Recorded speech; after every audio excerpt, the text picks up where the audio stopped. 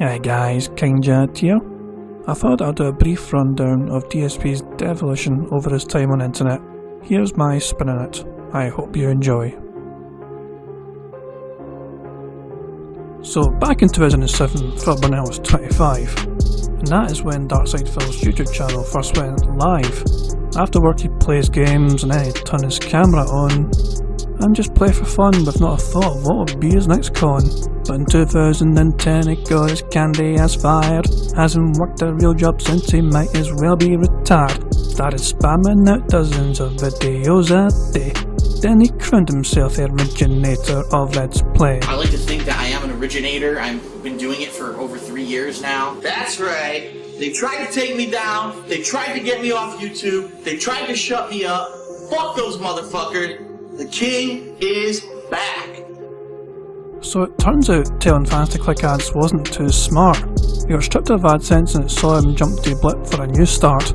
It wouldn't take too long until he upset all those Blip folks with his anti-Semitic humour and outdated Nazi jokes. So with tail between his legs, he crawled straight back to dear old YouTube. He created DSP Gaming, a channel perfect for that rube. Got partnered with Machinima on a contract based on views which saw him turbocharge his uploads like he was gassing the Jews. Those were the gravy train days, and the King of Fate was feeling regal as he hooked up with a teenager who was barely fucking legal. He cleared all his old debts and he started trying to think towards his future, which would see him turn into YouTube's most pathetic moocher. Okay everyone, well, welcome. It is now about 2 months since myself and my girlfriend Leanna moved from the state of Connecticut to the state of Washington. He fled across country to abandon family and friends. Those bridges he has burned, it's far too late to make amends. He made slight upgrades to his content, but his toxicity just grew. Any time he fucked up just would protest, nothing I could do. His contract changed to suit the times, but Phil would not evolve. All his failures in their life he would personally just absolve. 2015 was a year that things all began to spiral. It struck him all at once to make his YouTube growth antiviral.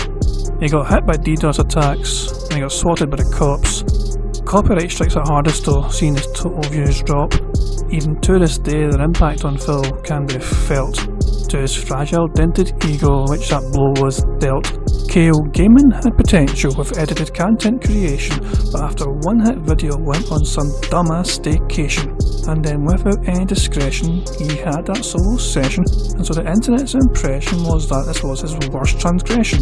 Machinima dumped his ass, and Leanna followed suit, so they turned to Twitch to beg his fans well in disrepute. YouTube turned into an archive while he focused on live streaming, as DSP prepared for his unscrupulous scheming.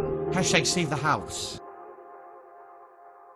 The fan support was vital so that Phil could save the house, but instead he used up those funds to move in his future spouse was the first of many secrets Phil would keep from loyal fans, and no questions were allowed in chat which would result in bans. The detractors were the enemy, were criminals and thieves, as our videos were what the common YouTuber believes, so he begged and begged and begged some more. Emergencies galore, never mattered how much fans would give, would always ask for more.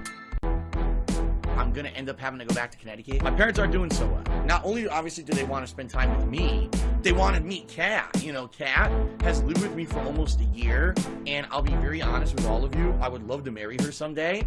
I have no idea if that's in the cards with everything, the way things have been going financially and everything, but obviously I've told my parents this. So Phil announced a plan to visit home to see his folks, but it really was a plot to pull off a cheap wedding hoax. Well, there he got about $5 grand for taxes from his mom on condition that he'd seek real work should YouTube ever bomb. So the 10-year plan was set, except it's already forgotten, due to her only Pixon being absolutely rotten. Charged $1 grand to show some pussy, but this was not OnlyFans, was a declawed cat mascot to use in future scamming plans. Phil had hit a ceiling on the debt he could accrue, and he had to declare bankruptcy just so he could pull through. The filings raised some questions which was not adding up, like $5,000 a month for his expenses, something was up. It emerged he had a gaming gacha problem to invest in, only Phil could squander so much on bejeweled JPEG wrestling, but the bankruptcy was somehow granted much to his relief, and with Cardit White he suddenly had a newfound belief. Got a payment plan for taxes and his situation eased, but Twitch booted him from partnership and he was most displeased. He had to stream on YouTube while he dreamt of former Veg Streaks, which was interrupted by the Kiwi Farms financial bank leaks. It revealed a lot of habits about our favourite swine, such as spending lots and lots of money at Total Wine. Then there's $30,000 on iTunes microtransactions which Phil had no defence to, so he just ignored his infractions. We could see how much he earned and we could see how much he spent. The trackers broke it all down to the very last cent. It seemed to prove a lot like where all that money went, like straight to Scopely for a WWE Champions event. So Phil turned into what he claims to really despise, as he begs for likes and comments from his current demise. But the truth is out, he spends it faster than he can earn. Live within your means is something he could never ever learn. I'm broke, basically. I don't have funds to do anything with right now.